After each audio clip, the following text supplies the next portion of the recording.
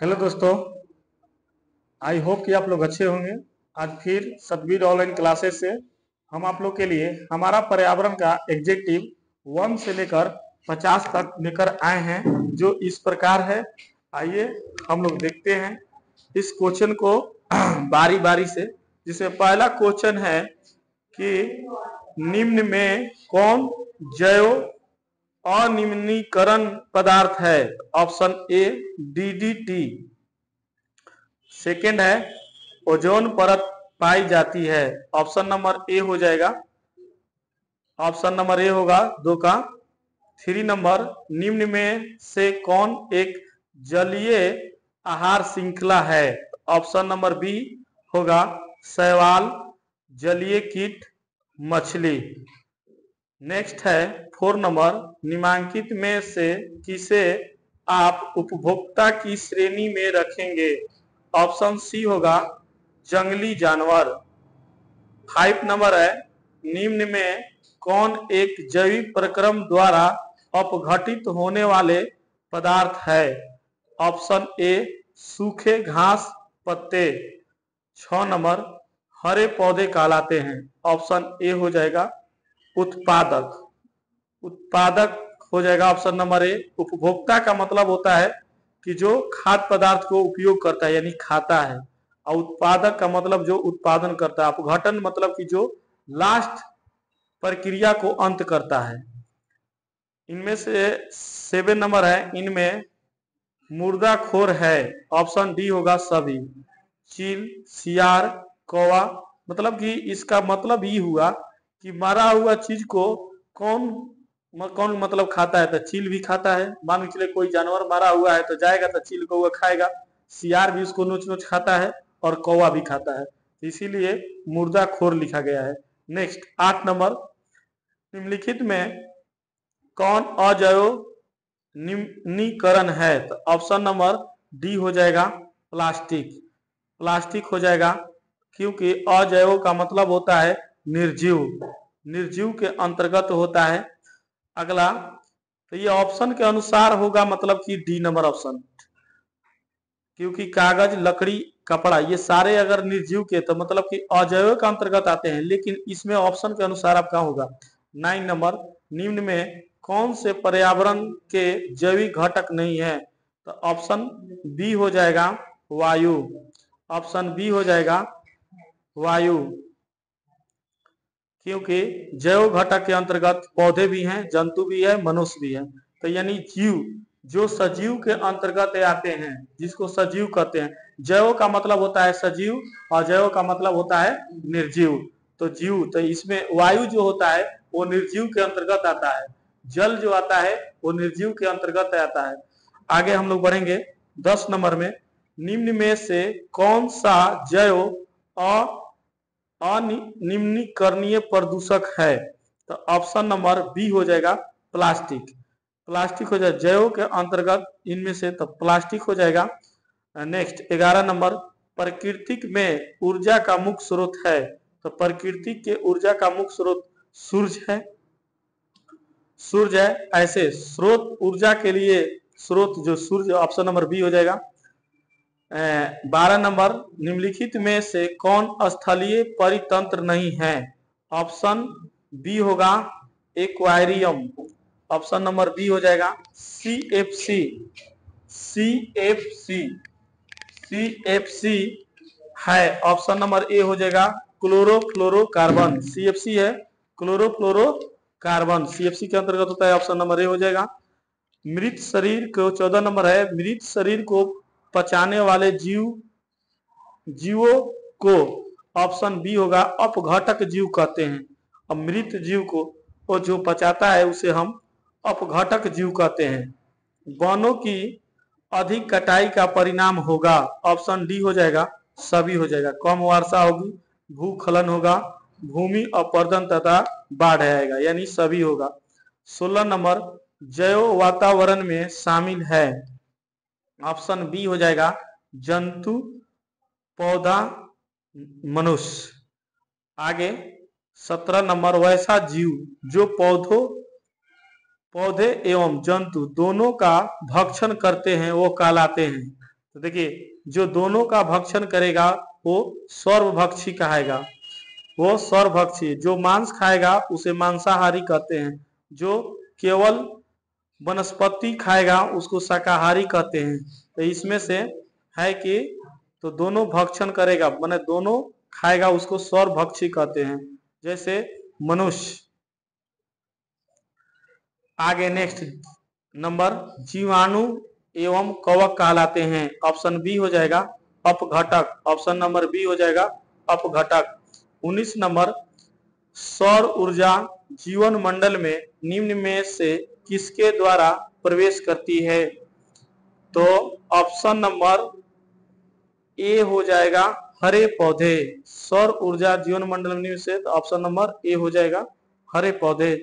और 20 number, ozone परत महत्वपूर्ण है क्योंकि वह अशोषित करती है।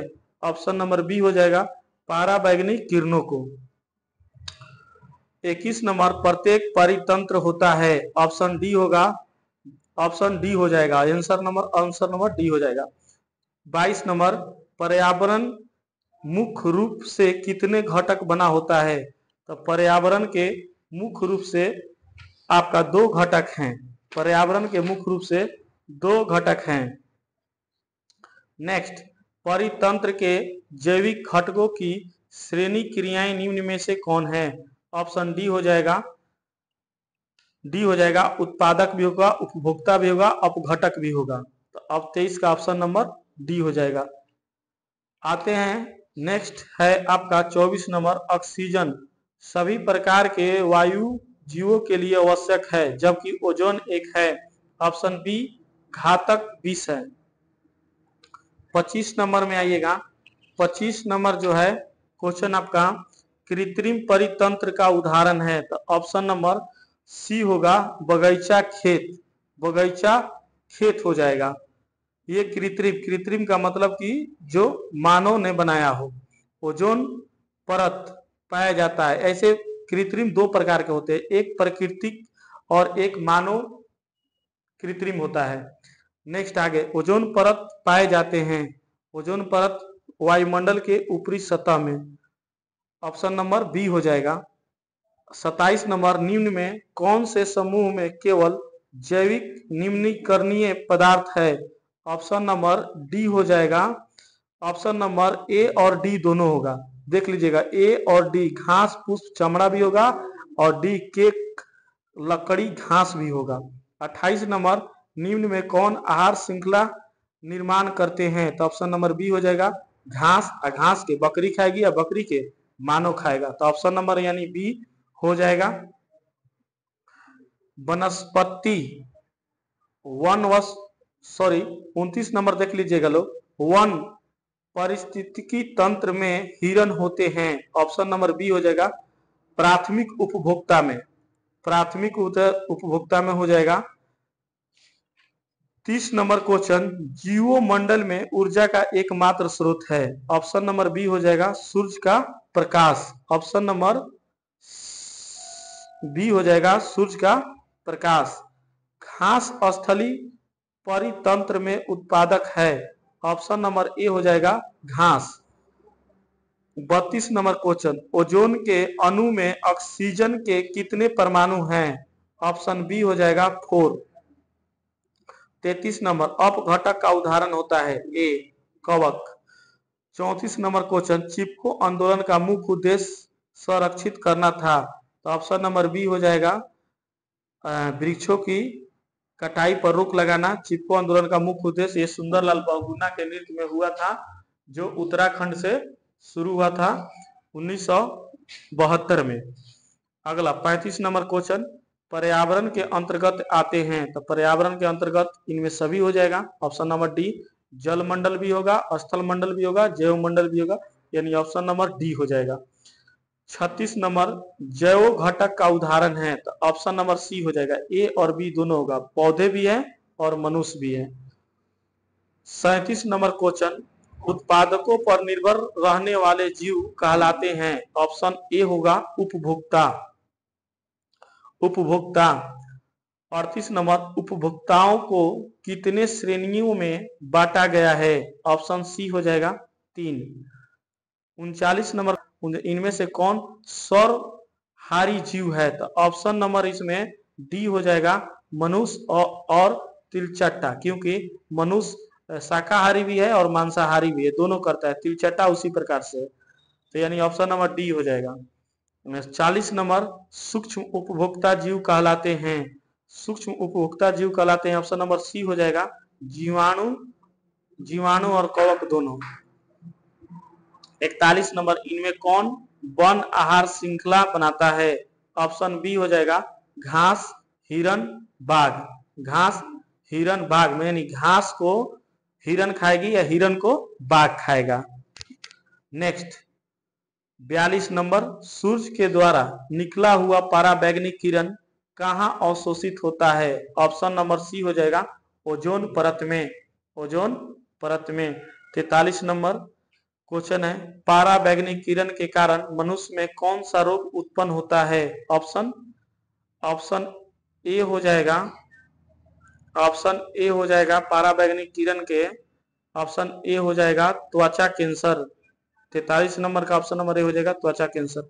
44, वायुमंडल कितने परतों में बटा हुआ है? ऑप्शन बी हो जाएगा 5। वायुमंडल कितने परतों में बटा हुआ है? 5।